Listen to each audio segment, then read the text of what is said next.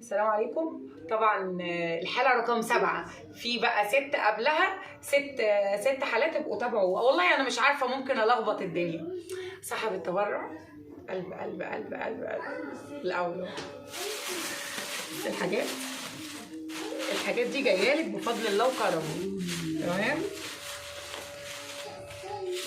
فكرة ستر البيوت، انت اسمك الحمد لله تم من ضمن الحالات. الحمد لله يا رب، الحمد لله. رزق ولادك. احنا ان شاء الله مكملين في الفكرة، ويا رب نعرف نستر ناس تانية اكتر على قد ما بنقدر يعني.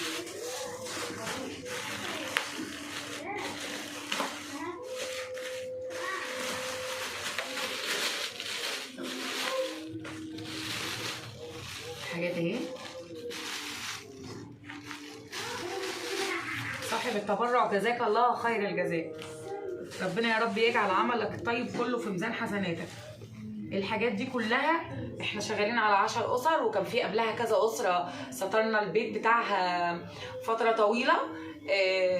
برضو يعني ممكن تبقى مثلا 11 طبق 12 طبق على حسب المبلغ.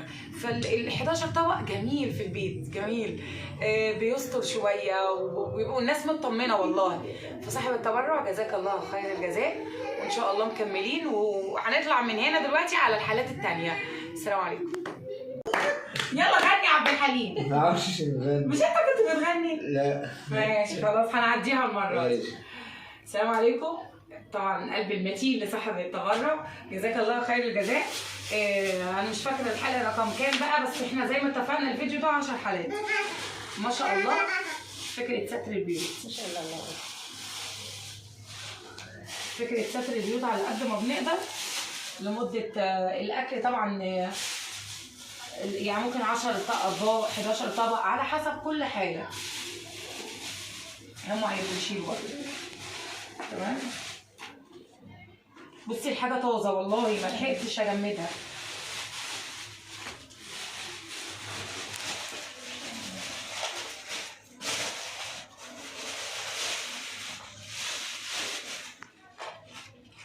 فكره ستر البيوت في الايام الصعبه ديت، قلنا نكمل كده، والحمد لله بفضل الله وكرمه.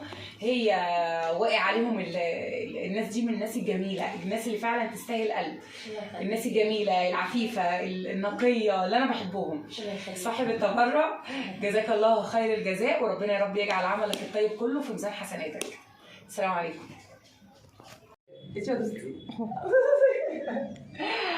السلام عليكم. احنا طبعا اول دلوقتي انا صاحيه من الساعه 10 الصبح بشتغل، ودلوقتي الساعه 10 بالليل. والله ال10 اسر اللي احنا قلنا هنسترهم.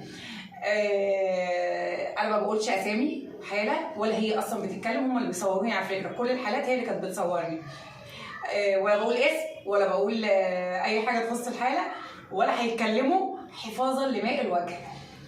وربنا يا رب يحفظنا جميعا ويحفظهم جميعا. فكره ستر البيوت صاحب التبرع طبعا القلب بتاع كل حاجه. هوريكم بقى الحاجات. طبعا الحاجه مش بتكفي كتير، بس بتستر شويه في غلو الاسعار دوت، بتستر شويه اهو.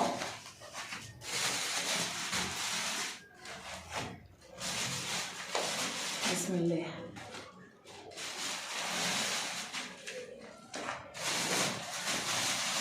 انا ريحتي طول النهار دم فراخ صفاره، مش عارفه اقول لك منظر.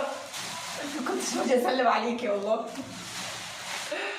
بسم الله ما شاء الله، بالصحه والعافيه. دي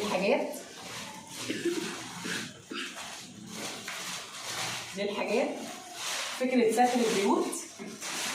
فكره ستر البيوت ان شاء الله احنا هنكملوها خلاص. جزاكم الله خير الجزاء، ونتابع بقى ال5 حالات التانيين. السلام عليكم.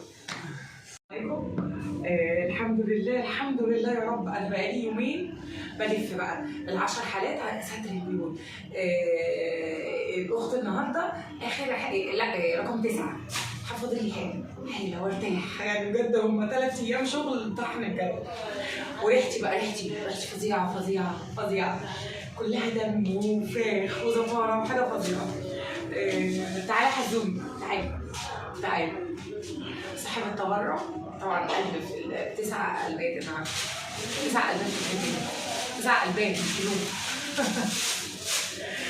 فكرة ستر البيوت يعني الحاجات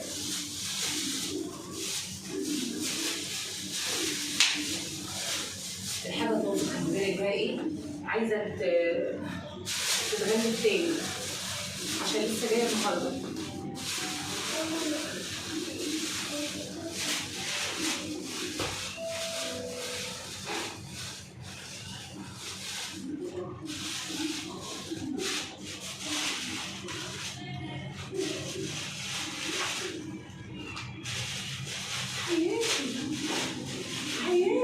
هتبوس ماما، هتبوس ماما،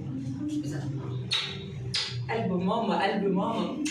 الحالة رقم 9 الحمد لله فاضل لنا حالة واحدة بس. صاحب التبرع جزاك الله خير الجزاء، والقلب المتين بجد اللي شغلك كتر ألف خيرك. انت السبب في كل الحاجات دي. جزاك الله خير. السلام عليكم.